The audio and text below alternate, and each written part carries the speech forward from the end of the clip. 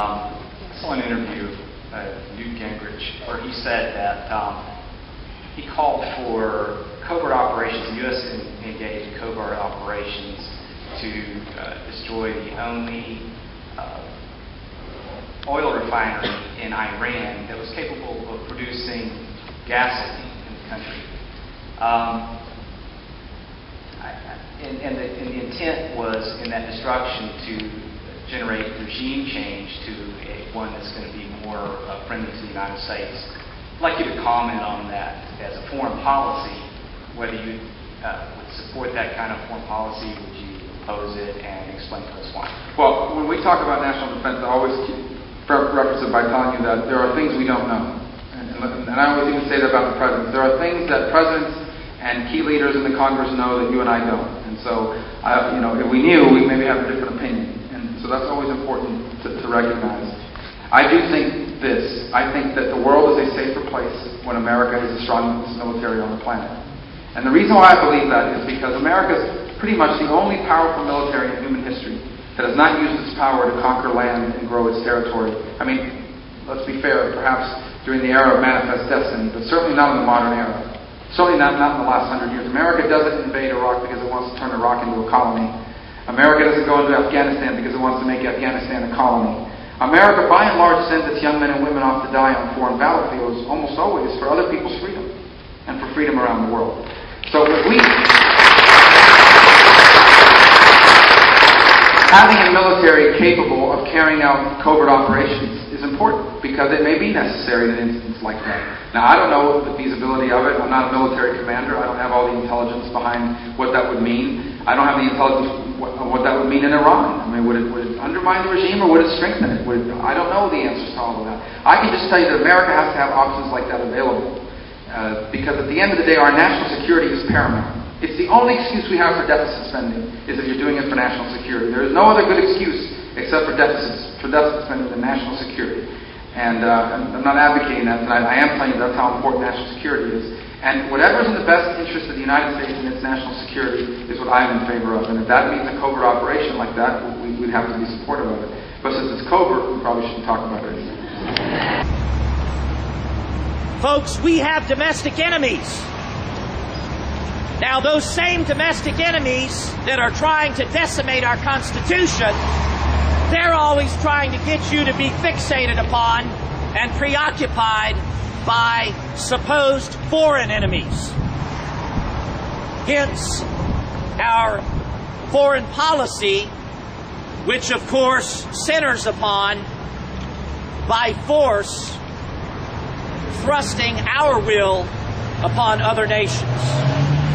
Instead of abiding by the words of George Washington in his farewell address, where he stated that we must avoid foreign entanglements and foreign wars, we have become a crusader empire that is on the prowl throughout the world, exporting what we call our better way to the other nations and peoples of this planet.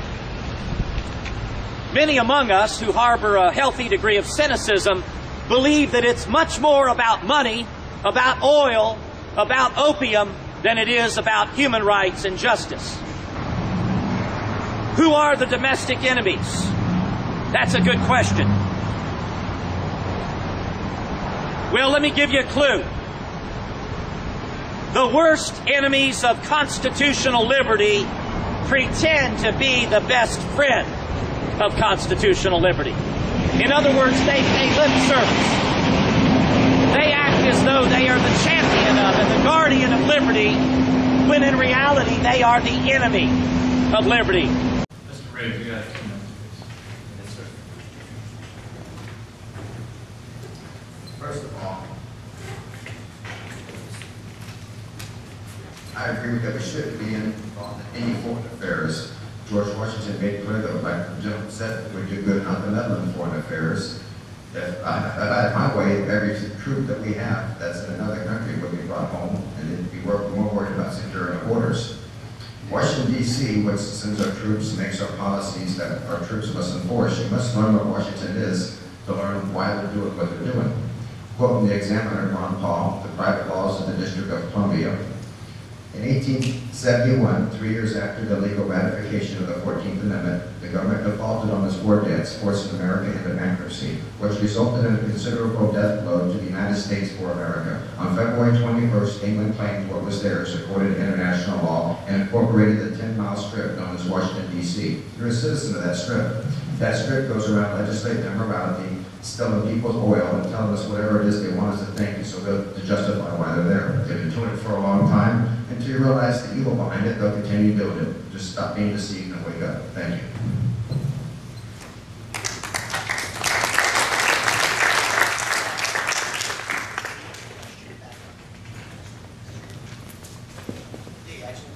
One question, you want me to read the question again? No, I don't want you to read the question. I just want you to put it up.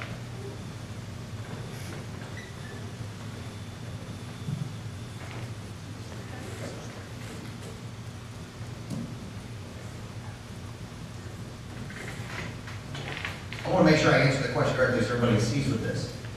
Is that Newt Gingrich was calling for a covert operation to destroy an oil refinery in Iran that was capable of producing gas. How is that national defense?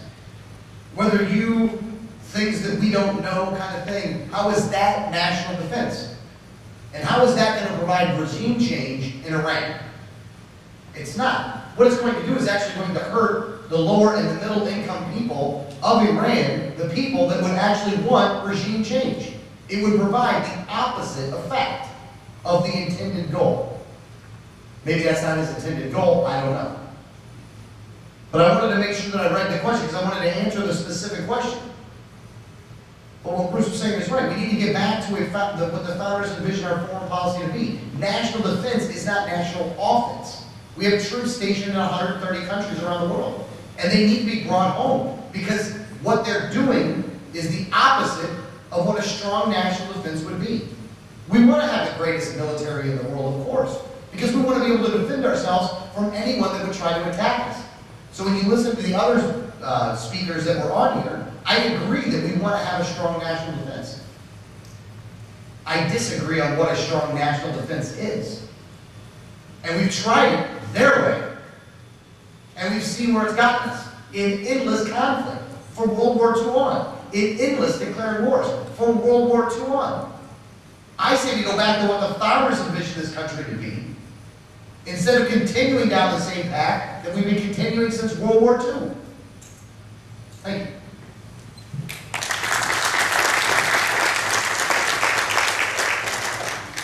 Our next topic will be on immigration, and Mr. Slinker, you will start after the videos. You have 2 minutes. President Marco Rubio, let's talk about immigration. The Governor, first you say